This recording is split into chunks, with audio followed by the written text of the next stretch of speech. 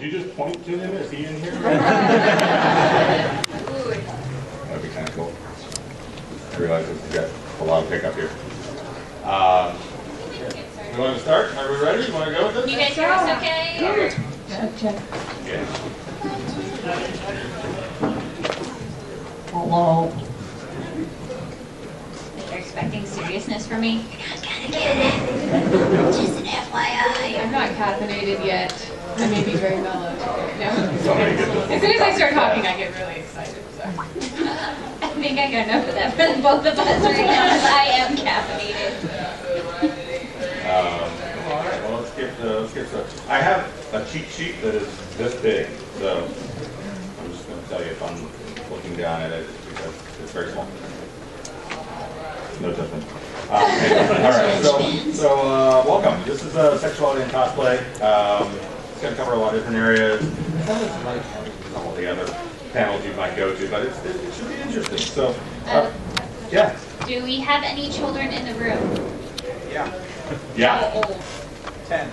Okay. No language, people. Yes. Good language. The subject content can be considered adult, so just be aware we're talking about, sexuality and cosplay. Yeah. So this panel is basically, we're going to talk about being the word sexy and costumes that show more skin and how that's become a hot topic, and really kind of how to enjoy the hobby no matter what you are wearing. So we're going to start with just kind of introducing everybody that's on the panel. We're going to start with Abby Darkstar. You want to say a little something about yourself? Sorry, I don't want to. I'm Abby Darkstar. I've been cosplaying for 7 or 10 years. I don't know, a long time ago in a galaxy far, far away.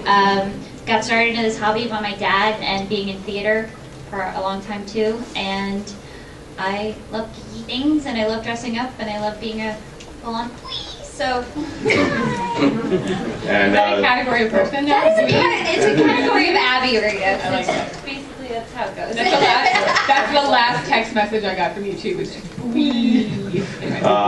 Right next to her is the lovely Meagan Marie, who former cosplay columnist for the Game Informer and the community manager for Crystal Dynamics, and coming soon to a theater near you. Relocating to Ireland to work for Riot Games. It's going to be exciting, but I'm also terrified. League of Legends! I'm terrified for my cats because they have to fly overseas. Yeah, I've been a huge fan of cosplay. I've been cosplaying for about 8 years now. I still technically run the cos blog at Game Informer. I just haven't updated in like half a year because I've been so bogged down with other stuff. But yeah, I love cosplay, love going to conventions, love highlighting other people's fantastic costumes, writing tutorials, sharing tutorials, and just celebrating the hobby. And finally, we have Jojo Pandaface. I'm not sure if she wants to reveal her real name, so we won't do that yet. Pandaface is her real name. Yeah, my real name. And she does actually have a panda face, so we'll have to talk to her about that after the panel. Anyway, go. Hi, I'm Jojo Pandaface. I've been cosplaying for about 6, 8 years, I don't know anymore. Started a long time ago. I'm currently a theater major, about to finish up my bachelor's in costume design and makeup and wig styling. I love everything geeky and nerdy. Hence epic wig. Yeah. Yeah. So I mean, It took forever. We drove together today, so it was her driving and then Daenerys in the front seat, cruising down. Sounds like the beginning to a fascinating joke. Megan made it pretty epic. Rose and Daenerys walk into a bar, and I am Keith ZenDragon. Been in this community for a long time. I'm a RPF.com moderator. Been involved in all sorts of things that have to do with costuming, cosplays, and charities, and who knows. And together we make up your panel for the day. All right. So, any questions? No, I'm just kidding. All right. So we talked about the purpose. All right. So let's just kind of start out with some basic things. Let's go ahead and hit the topic on the head here. Let's talk about the skimpy costumes. Let's start with that and just get everybody's kind of feedback. We're just going to this is kind of just a discussion. After each topic, feel free to raise your hands and we can kind of talk about it more. Let's go. So one of the biggest things, a lot of people seem to equate sexy or skimpy costumes with a negative aspect of costuming. When you say sexy costume, you're almost like, oh dear God, and I think it's important for the community, both male and female, to kind of change the word sexy or sexual or skimpy or skin bearing into something positive, because I think acceptance is a huge part of why we're here. I mean, I'm sure every one of us at one point in our lives went through something where we were either teased or we were made fun of for something we were interested in, whether it was Star Trek, Star Wars, comics, video games. We might have all experienced something that's why we're here. And that's why we have a community, is to be accepted. And I think accepting body types, accepting costume types, accepting people making random costumes that might show a little more cleavage or not, or be fully covered, needs to be accepted. So that's my take on it. And for the most part, I think as long as you're not breaking any convention rules, which obviously convention rules are there for a reason. There are conventions that are geared more towards adults, and you can wear less or do, go push the lines a little bit further. But as long as you're not breaking those rules, ultimately, I think it's up to each person to make their judgments and to dress the way that they're comfortable in. There's not I don't think that there's a finite amount of happiness in the world, and so just because someone is dressed a certain way doesn't mean that they should be taking away from your happiness or your enjoyment of the convention. Most of my costumes tend to be fairly conservative, but I absolutely support people who like to run around in bikinis or wear things. Your zombie bikini is very nice. Have a matching brain handbag, which I think is fabulous. So, I mean, just because someone has a different set of ideals or a different set of level of comfortability with what they wear does not mean that it should, negatively impact your enjoyment. I think that's something that people allow themselves to have happen. They see something and it's not something that they would do, and so they let it adversely affect them. And it's not healthy for anyone. You should enjoy your convention the way that you would like to. How about you, Jojo? I feel like I do a lot of really cosplays also, and a lot of people kind of slut shame me for it. Like, oh, she's showing her boobs, she must be a slut. Super easy. I've been in a steady relationship for 2.5 years, but totally a slut. Abby thoughts on that. Those are not correlated things. Yeah. Yeah. Well, I think it's an interesting idea, the fact that depending on what you wear, that defines your sexual promiscuity or your preference. I mean, I did Claudette from Queen's Blade, which is a more adult-themed anime, and I did the character because she's absolutely badass. I mean, she would just go out with her sword and be like, wow! And that was what drew me to her, because she was so tough. But even though she was very less, she didn't care. She was like, I'm gonna get stabbed, but you know what? Hey! And very honorable. Yeah, and she was very honorable. Like, she refused to back down from her place and support her sister, even though she knew she was the better candidate to be, queen or duke, or I forget which. But it's a hard line, because so many people have different backgrounds, they have different areas that they're comfortable.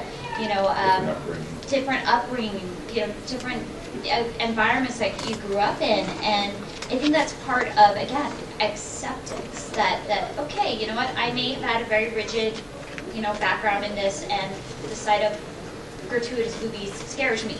But it's still being, hey, I'm okay with that. It's just.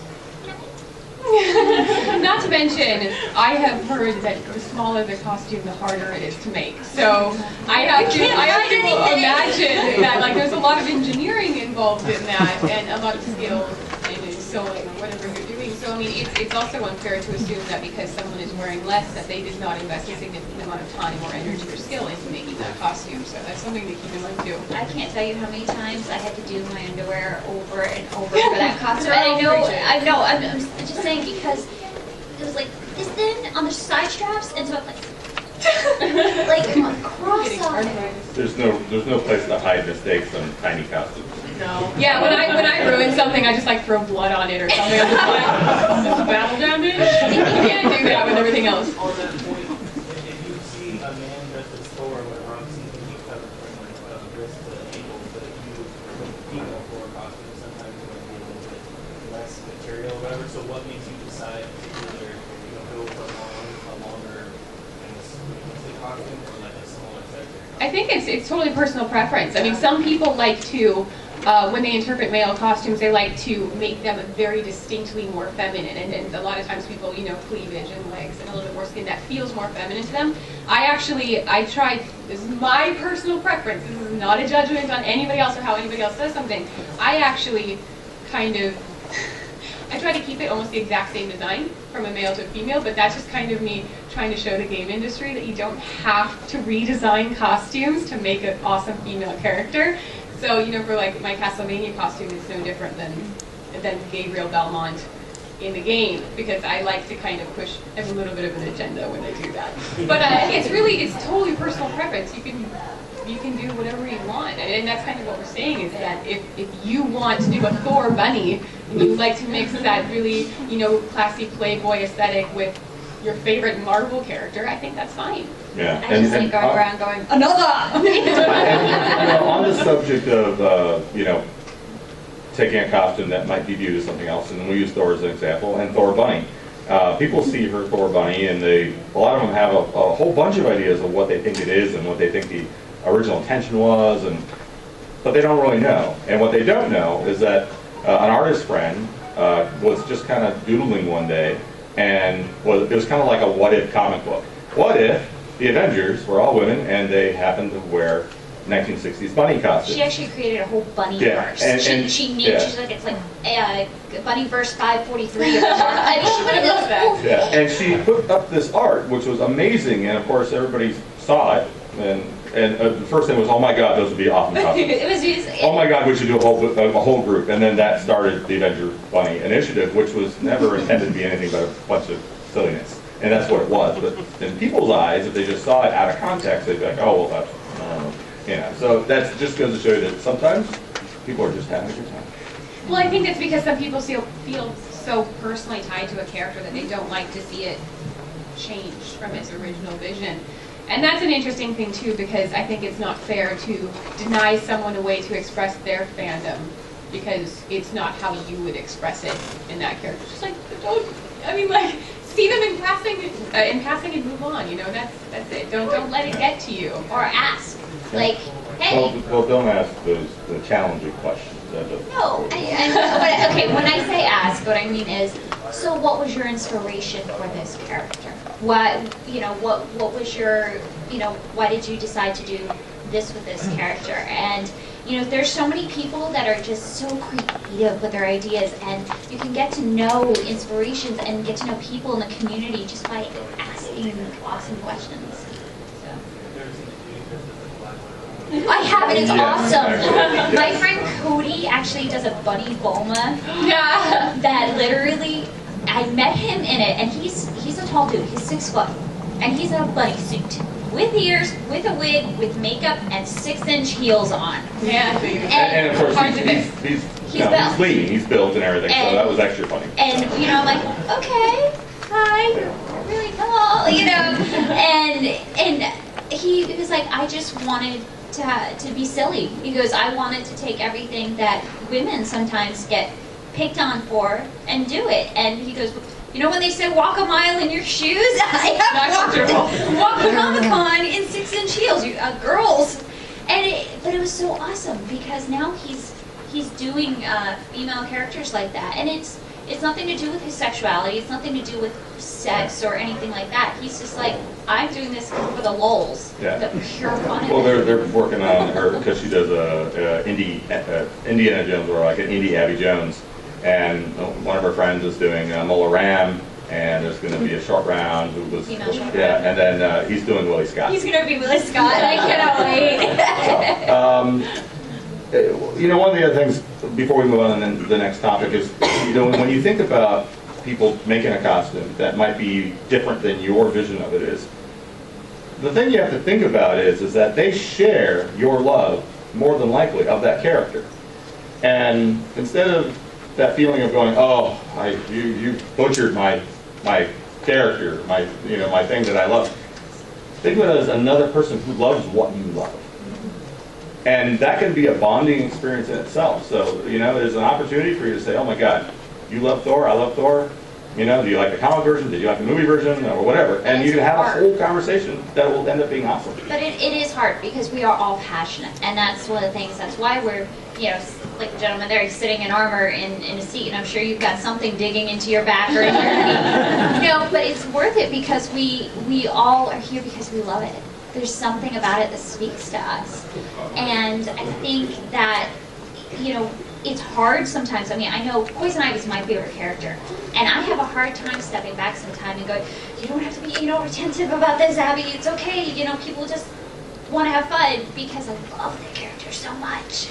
And I think, you know, sometimes we all have to, I know I do, take that step back and go, come on in, don't be shy. Still walking through armor. I think it definitely needs to, I mean, anytime that a hobby or a fandom grows, it's going to have those growing pains, and I think that our fandom is kind of going through that right now. But ultimately, we really do need to take a step back and remember that this is about mutual fandom. Cosplay is one of those things where you're literally wearing your fandom on your sleeves, if you have sleeves. But you're wearing it. People know that they can come up to you and they can talk to you about a character or a universe, and you have that instant connection and bonding, and I think that's really important, and we should look to celebrate those connections rather than the things that are different. I mean, I'm a huge Lara Croft fan. I've been a Lara Croft fan since I was a little kid. I've been fortunate to work with the franchise for a couple of years now, and one of my favorite things is seeing how people interpret Lara Croft differently. And I think it was Dragon Con this year, I saw maybe like a 40-year-old woman with a buzzed head and glasses, and she was wearing Lara's costume, and I just was like, you are amazing. Like, something about Lara Croft inspired you to dress up as Lara Croft, even though, like, physically she didn't necessarily look like Lara. She was inspired enough to step into her shoes, her boots, you know. But I think that that's so wonderful. Like, she did not look like she just walked out of the game, but we, like, had this connection, and I had such respect for her because she did that. So focusing on the positive really does make this hobby so much better, I think. and I think it does need to be said, yeah, there's boobs. there's wonderfully shaped rear ends. There's bodies, and there's nothing wrong with that, you know. And you know, in the Greco-Roman period, and I'm sorry, I was a history person, but that was the ultimate form of beauty, was nudity, because they felt like that was the gift from the gods. And I think that you have to kind of apply the rule of the sun with a body that you want to stare at. You don't stare directly into the sun. you look away, you look away. And I'm the first person that when I see a beautifully shaped human being, and there are so many different types, I'm like, hey, you're beautiful, you're awesome, or, you know, I love your eyes, I love your, you know, the way you're put together. And, you know, there's nothing wrong with that as long as you approach right way, yeah, you know, and that has to be said, because I'm going to say this personally, I get, you know, hey, nice boobs. Thank you. I will tell my grandmother you liked her genetics. She'll appreciate it at, you know, 90 years old. But, you know, you have to find your comfort level for each person. That's different, what they're willing to accept, and I guess there has to be like a level area of approach. Like, you wouldn't go up to a person on the street and go, hey, you got bags, because you wouldn't do that. So I guess the internet is, we still got to remember that everybody's a person, even if they have boobs or a nice, you know, Thor arms. Yes. Before we flip into the next topic, does anybody have any other questions about what we just? Anybody? Yeah. More of like a comment. Just I went to my first con like just about 20 years ago. Now, have you gone in between? Yeah. It's actually my second one. Yeah. I never went. You know, it's changed so much. You know, cons back then were very small, and you know, you have maybe a couple people dressed up. What's the majority of people? Now they become a huge multimedia, you know, for-profit industry. Yeah. And so people that are cosplaying are now turning the profit off of prints, you know, things that they're selling too. So more sexuality is going to sell more stuff. Not to say that's the only reason they're doing it, but you know, it's just something that as this gets bigger, those things change too, and it becomes more and more of multimedia for-profit. Yeah, I think that the comic scene, the con scene, definitely has changed dynamically. And the thing is that, and I had a conversation earlier. about this subject actually, and it was everybody chooses to do this stuff for their own reasons. It doesn't mean they love or don't love a particular subject any less. You know, in the panel that we were in yesterday, we talked about how the hobby of costuming is actually a fairly expensive hobby. You know, going to cons, building costumes, it's time intensive, it's labor intensive, it's cost intensive, and all that builds up after time. And a lot of hobbies can be expensive, but you end up having to think about how you're going to supplement it. And you either build it into your job, that I'm taking out $5 every paycheck and I'm going to save up all year for whatever I want, and you can do that. But as you start doing more things and more opportunities come up, you start realizing that your resources aren't coming in as quick as they're going out. And so you have to balance it somehow. And so I know that for her, Prince is a way of being able to offset that. And it allows her to do other things and continue doing cons and costumes. But she also takes a big chunk of that, whatever comes in, and that goes to various charities. Like she's a big proponent of Hope for Paws. So, you know, everybody kind of has different reasons. They're not good or bad. Whatever works for that person, I think, is good. I think also that does need to be addressed is there's a large portion of people that think that we do this for profit or we do this for work. And the majority of cosplayers that I know actually hold down full-time jobs, you know, in an effort just to show their love of this hobby. And that is our choice. Just like it's somebody's choice to invest in football tickets or, you know, going shooting or going, whatever, golfing, whatever their hobby is, you know, but honestly, I could not make a living off of cosplay. I couldn't because I know it wouldn't pay my rent, so I have a full-time job. And the people that do, and we have a number of friends that make a living doing it, and by that means they pay their bills, and then they work 60 hours, 80 hours, 100 hours a week, and then they pay their bills. And then because the business is so weird, it's like being an actor. You never know when your next gig's coming. So if you don't have one in between, then you're going this duration of time without actually a paycheck.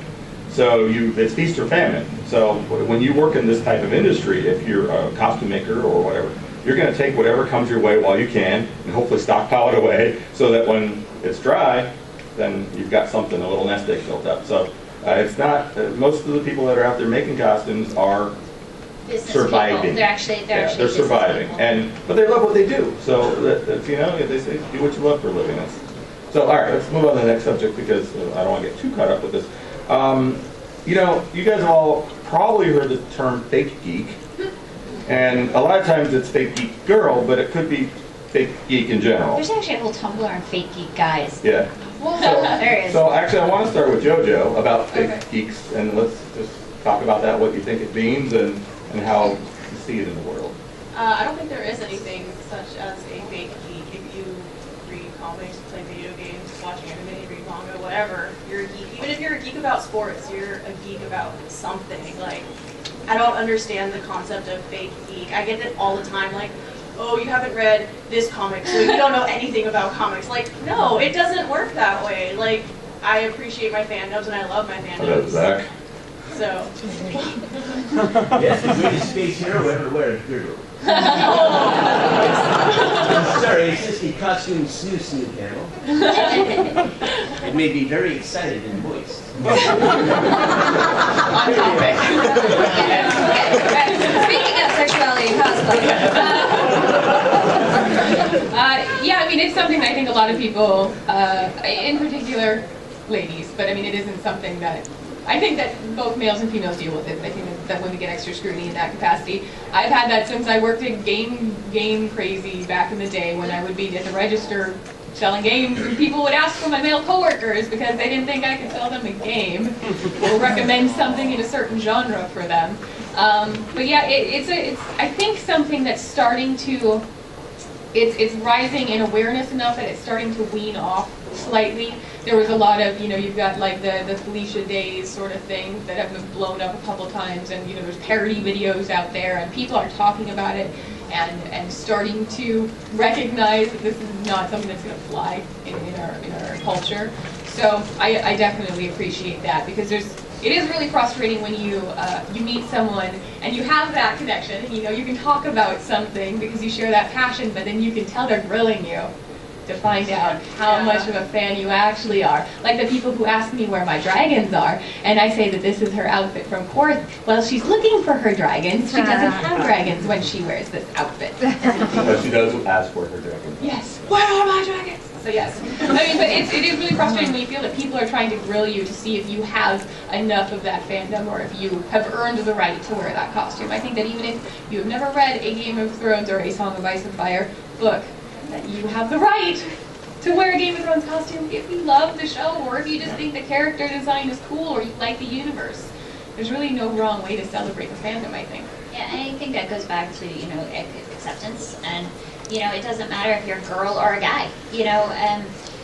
When I did my Halo costume, I literally, people were like, you're just bastardized the character. And I went, really? Do you want to go? You know, because I'm literally, my friends that are on the 405th, which is the Halo costuming board, when they meet me, he's like, oh, you're that Halo fangirl. Because literally I have this love for it. But people would be like, well, why is your stomach exposed? I'm like, because I have a bubble shield. They're like, well, why is this? I'm like, because I have a sniper. Right? Really? Do you want to go through this? You know, but it's hard because I know, I think when somebody kind of insults you, you kind of want to be like, no, hey, I have issue number 181 from 1966 of Poison Ivy. Really? You know, you fight against that inclination of justifying things because you feel like you have to, because your integrity as a person has been called into question.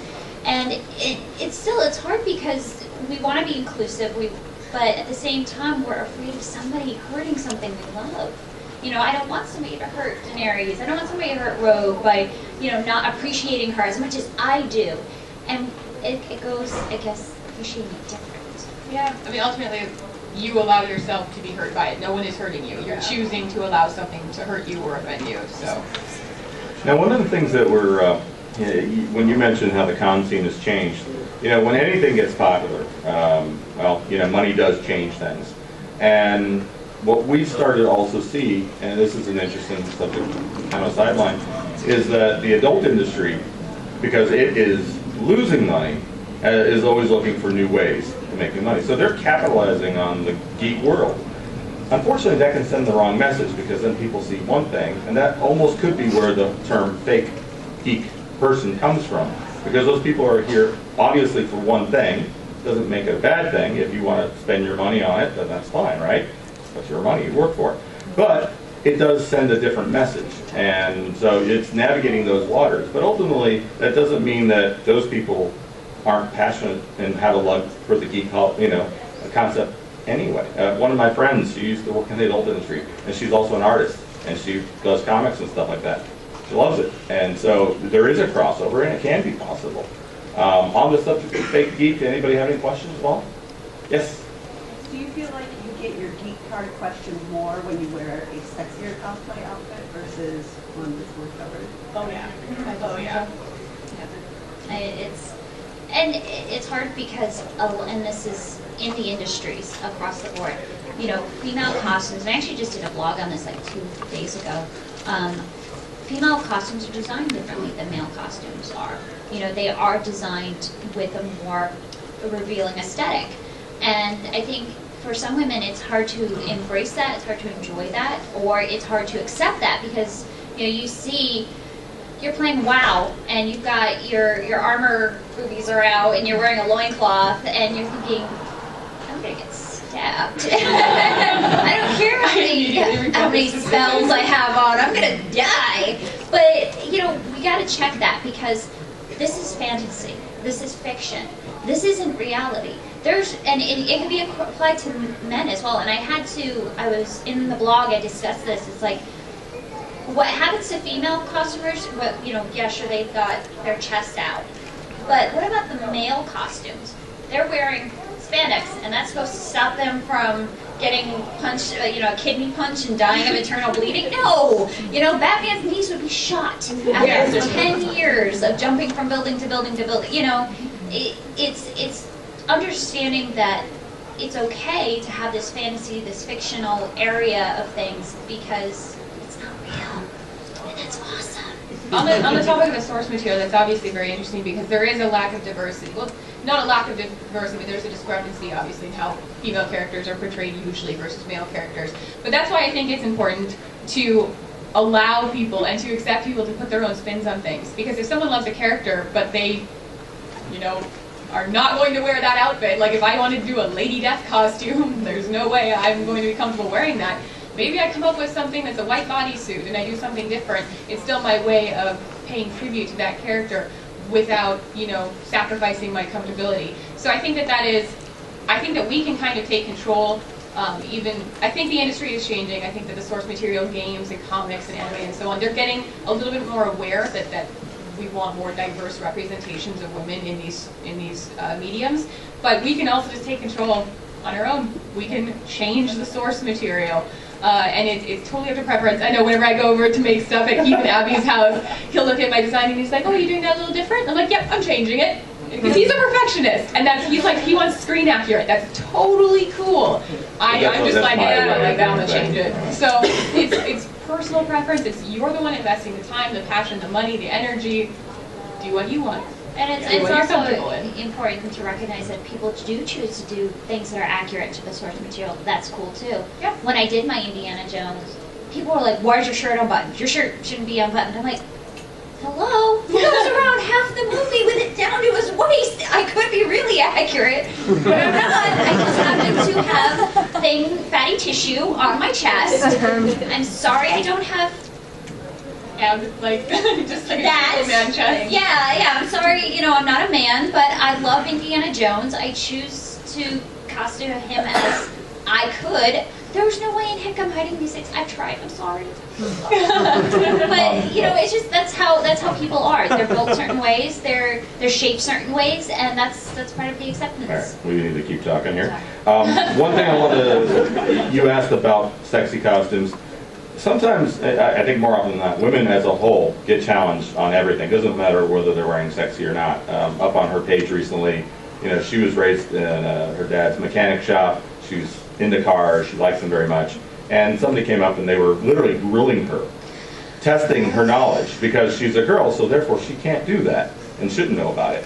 So it's not always, it's just, it can be gender, and unfortunately, you know, that's the case. Let's talk a little bit about something that came up pretty big about a year and a half ago maybe, called Cosplay Does Not Equal Consent. Anybody here heard of that? Okay. So let's start with Megan and let's talk about that a little bit. I picked you, yeah. Well, it's definitely something that I think over the last year has risen to the top of the consciousness in the community. But essentially the way I feel about it is that you need to treat each individual person as an individual. You need to make sure that you're not assuming just because they're dressed a certain way, whether it's conservatively or they're wearing something a little, you know, more revealing. You can't assume that they like to be treated a certain way. There are some people out there that love being called sexy. They love, you know, they allow people to say things about their breasts. It's like you've got your joke, you've got your line ready.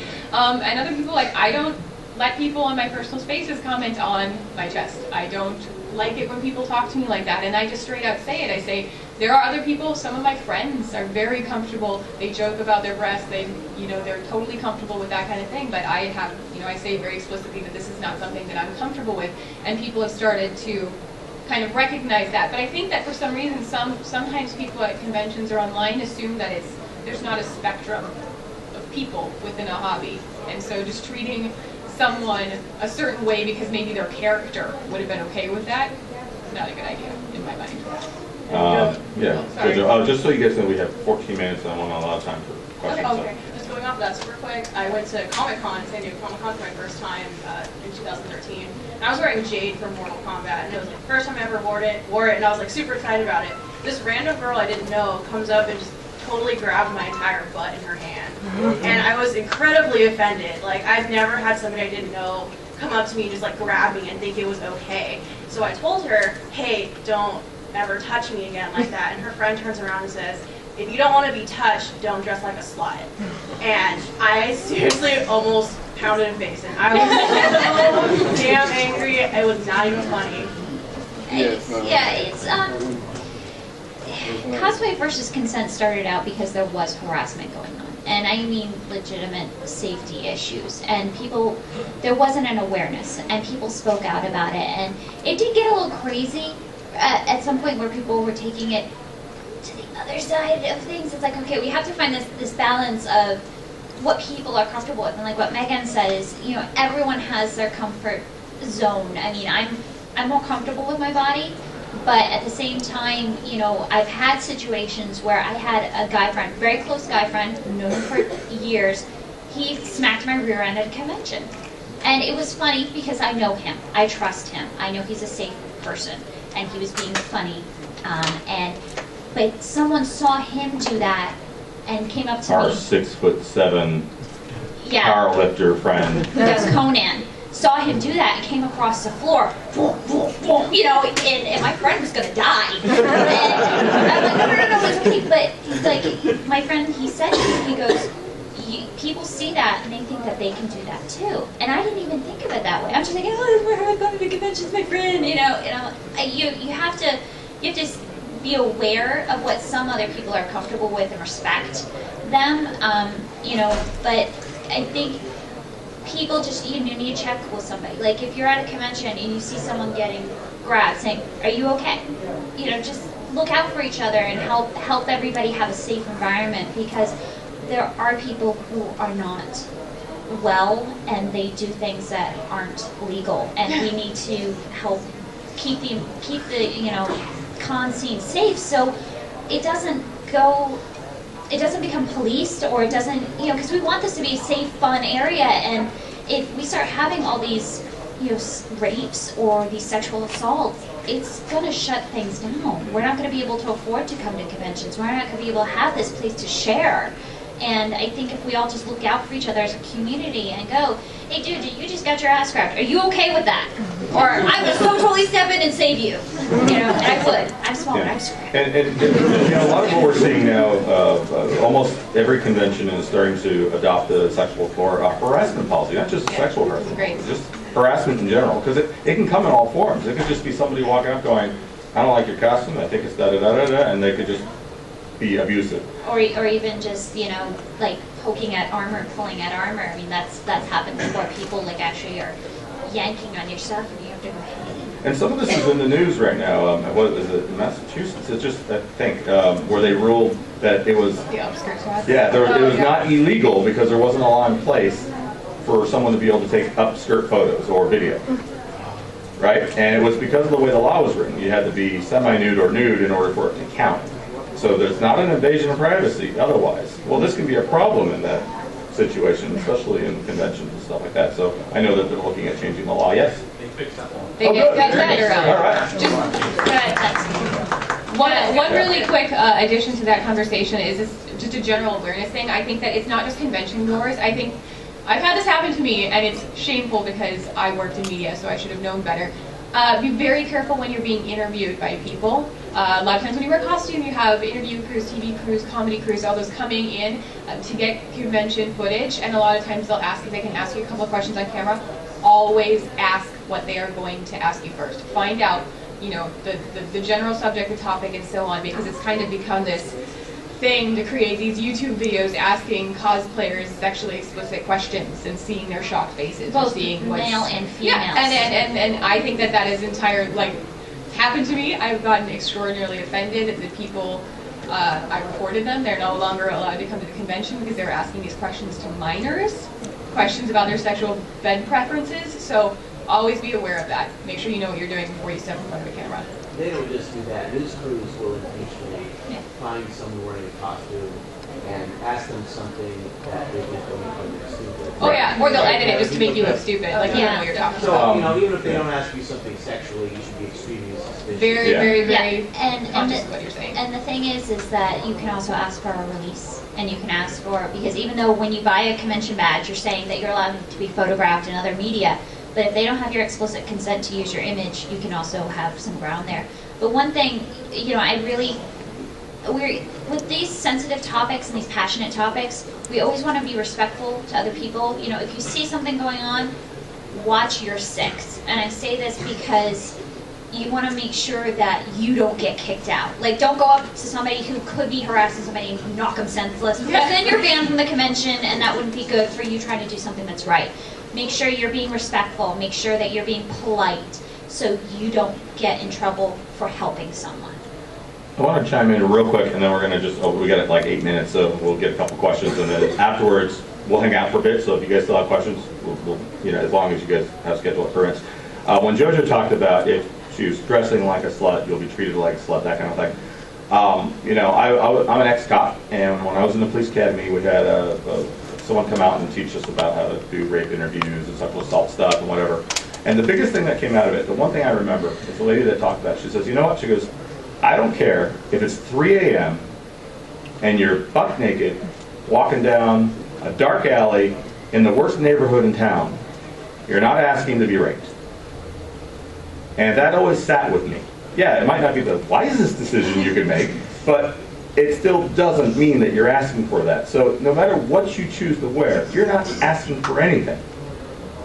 And that perspective is always worth keeping in mind. And that's a hard perspective to have, because, you know, as we have been raised a more conservative country, I think, and there is a strong background of like certain moral, you know, guidelines that people have followed for traditionally for years. And I think that's hard for people to accept that, you know, the body is beautiful and, you know, sexuality is not a negative.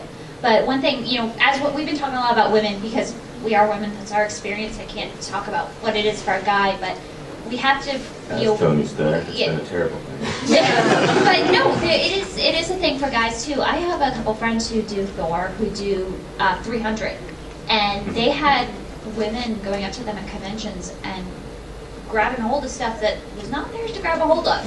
And, you know, the women also turned around and went, well, you're half naked, what do you want? You're supposed to enjoy it, you're a guy. That's not fair, you know, and I think guys also need to be not afraid to speak up and be like, excuse me, you are not my wife, my significant other, no touchy, you know, because I respect, you know, I'm okay with it. Quick questions, anybody? Yes, ask us questions. Yes. Actually, when talking a lot about sexy cosplayers and not shaming them, same goes for not sexy cosplayers. Right. You know, they're having fun with their hobby, with their community as well. Just because someone is sad, costume's not good, whatever, you know, celebrate they're having fun too. They're putting themselves out there. That's Right. great. Absolutely. Yeah. Yeah. Basically, you have two issues.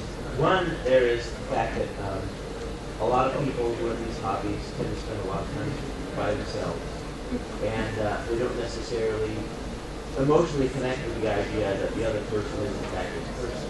That there's a human being in there with feelings, and that they might be harming them. The other problem is, I think that with a lot of the ones that make comments inappropriately, but not necessarily on purpose, is I think it's the problem with a lot of blood draining out of their brain and going down the thing. Well, and on that subject, you know, and the choice of comments that people make, you know, we have to also keep in mind that different cultures have different ways of doing things. And in some cultures, it's perfectly acceptable for somebody to walk up and go, wow, you've gained a bunch of weight, haven't you? Where you might be offended by that comment, because maybe in our culture that's not okay, but in other cultures it's perfectly normal. So you have to keep that in mind too, and it's just thinking it through. Anybody else? No? Why we?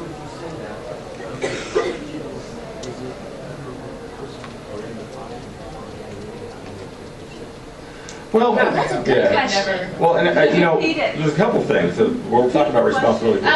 He said how much of it is a responsibility of the person in costume to have a thicker skin to deal with comments they get. Yeah.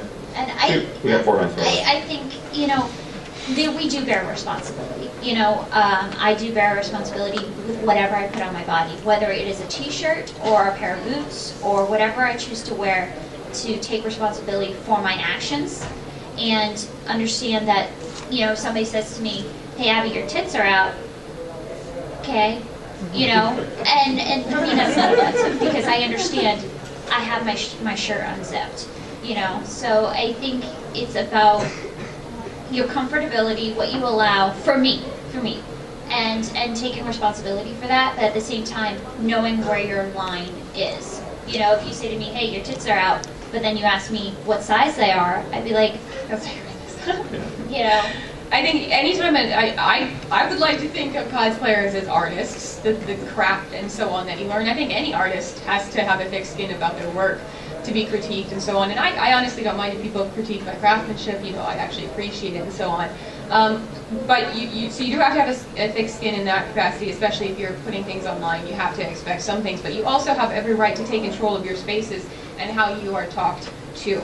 And I hate saying this because it's frustrating that, like, I should be able to wear whatever costumes I want and not be harassed and not be, you know, treated a certain way. But I have made the decision after negative experiences to do more conservative costumes. I did a Mad Moxie costume because she is crazy and she is awesome, and I think that she is designed amazingly visually, and I love the game.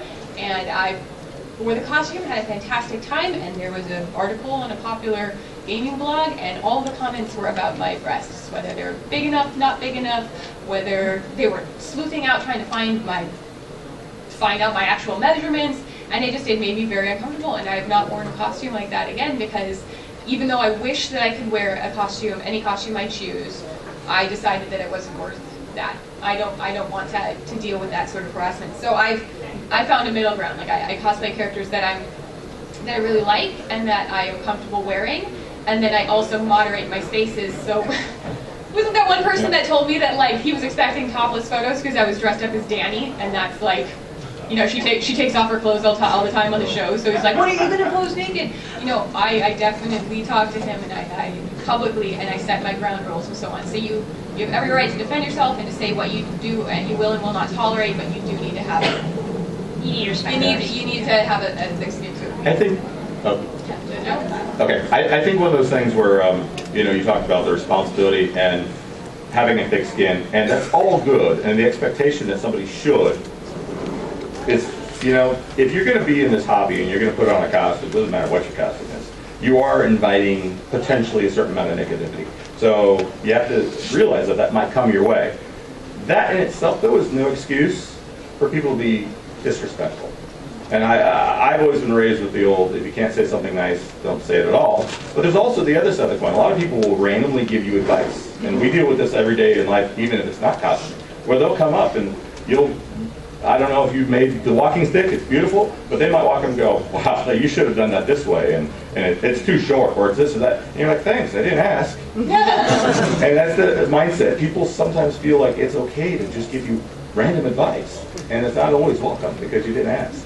And we've got 30 seconds, so we are done. We got to thank you guys for coming so much.